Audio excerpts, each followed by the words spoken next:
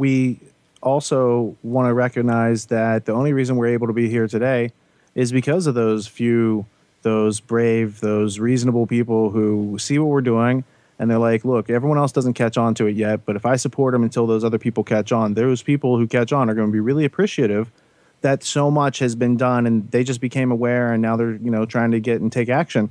That we've been consistent the whole time. And it's like, regardless of whether or not there's some donations coming in or there's not, it doesn't really change our activities. We are still doing what we're doing because we feel strongly in our hearts that it's the right thing to do at this point in history, given the extensive amount of information and credible evidence that paints this out. And backed by the fact that our education system was undermined, backed by the fact that the media from whom everyone is taking their so-called news is part and parcel with the same group trying to internationalize America and change the attitudes, behaviors, values, and beliefs of everyone in it without their knowledge. I'm saying if what they're doing is so good, why can't they do it out in the open? I'm saying if what they're doing is so good, why do they have to lie to us? Because if we knew the truth, we would effectively resist as individuals.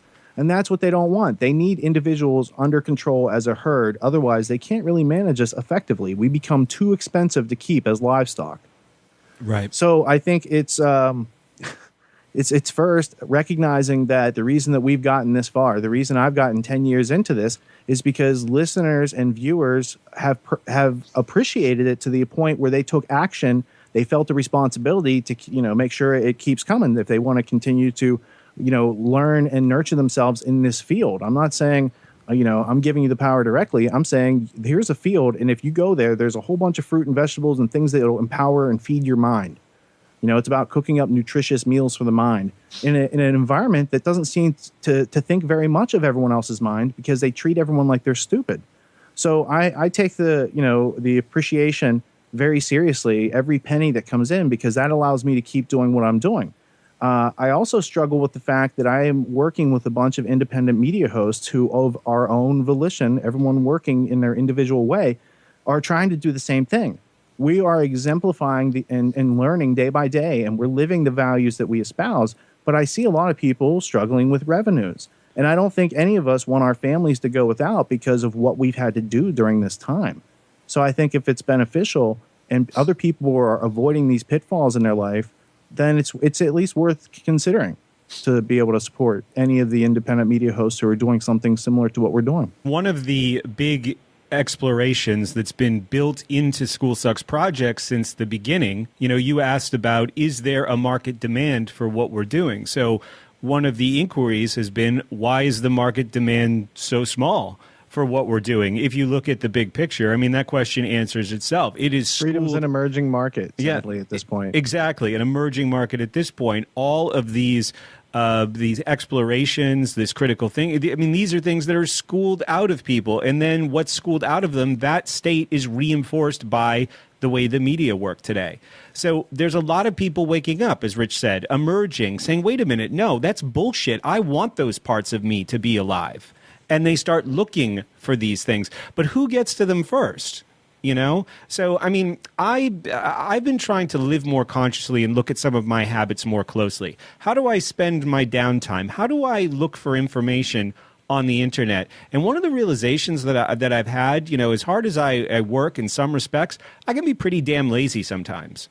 And then I start saying, well, how many other people are like this? I mean, life is pretty busy. And sometimes I'm going and typing things into Google because I want all the answers immediately, So Rich had a brilliant statement earlier where he was talking about how he built his audience.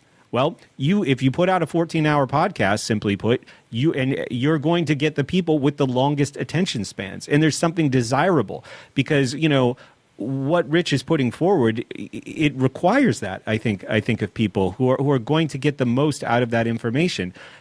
I want people who, and we all do, obviously we all want this, but I want people who are willing to think, who are willing to work, who are willing to be taken out of their comfort zones. But then there's that question and I've found a lot of those people, and like Rich said, I'm really, really grateful that they've embraced what I do, that they contribute what I do. It's the only reason I'm still doing it. But how many people like that are there? And how can we make more of them, right? I mean, that's the real question. And I think a big part of it is finding bedrock. It's hard to build anything in quicksand. That goes to these projects, that goes to the individual, right? We're not building powerful political movements if people haven't, taken care of their own side of the street first. I've certainly learned that over and over again in my life, trying to direct my attention outside of myself before I was ready to do that, before I had much else to offer. So, there is this problem of getting a kind of stability first. And I think, I'm starting to realize as much as I've hesitated wanting to play the marketing game, I really need to have a very specific niche, and I need to attract as many people into that as possible. And gosh, I hate to say it, but just continue to encourage those people to buy in to what we're doing and to help build it up. So that's a project in the works. But for me, I think that's the only, because those are the people, like the people who are already excited, the people who are already motivated, they're the ones who are going to take what you do and share it with 10 people. They're the ones who are going to blast out what you do on Facebook to everybody. So nurturing those relationships, and not just from the sense of like, oh, I see you're a hot target, but like really appreciating those people and building that into your thinking. Ernie, I just built a new studio. I was going to write to like 25 people that I could name off right now who I would just describe as super fans. They've just been so helpful. They've been so supportive. They've done anything that I could ask of anybody. I don't even like calling them fans, right? Because they're kind of they're the strong pieces in that bedrock that I'm trying to build. And I was going to send them messages and just say, hey, can I put up pictures of you on the wall that I face while I record? Not to be creepy, but just to be reminded that the people that I'm looking for are out there. And I think that would be a nice thing. I think a lot of the struggle comes from my attitude. I mentioned these cynical parts, these resentful parts, these poor me parts that all exist and have these voices. And, I try to shout them down with more constructive, more reflective other voices. But, hearing them and then just trying to, continuously make an effort to improve my attitude. There is something about doing this that's like there is, after all this schooling, it's like you're not supposed to be doing that. You're supposed to have a job, you're supposed to be contributing to society. Like, that's all silly. But, those lessons, I think I've overcome them. But it doesn't mean there isn't still this touch of emotion that exists sometimes that's affecting my attitude in a negative way. So for me, it's very personal what I'm doing. Now, there obviously are constructive actions that I can take that are going to affect other people, but for me, it really starts with my attitude. I'm so scattered on so many things because I see the opportunity to inspire people on so much stuff. That's why I can focus on one thing, and make that more successful than the tapestry that I try to create, the net, that we're doing, because I'm kind of the mindset that Richard is that freedom is a growing market. I mean, it's you see it everywhere.